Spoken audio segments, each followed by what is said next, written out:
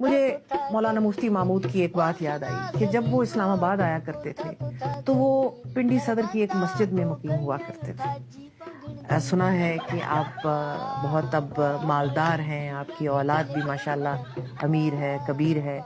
یہ سفر کیسے طے ہوا؟ یہ سب کچھ کہاں سے آیا؟ میں جب تک پارلیمنٹ میں رہا ہوں، میں لاجز میں بھی رہا ہوں، میں منسٹر کالونی میں بھی رہا ہوں.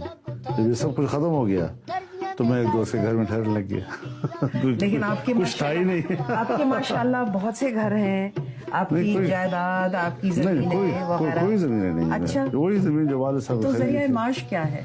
ذریعہ معاش اللہ کی طرف سے غیبی مدد ہے. اچھا، اور بالکل میں بھی غیبی مدد کی دعا کر لوں پھر. تو اگر وہ بھی حساب دیتا ہے تو ہم کون ہوتے ہیں کہ اس کے بارے اس کے ساتھ حساب کریں ہم. دال میں سارا کالا کالا.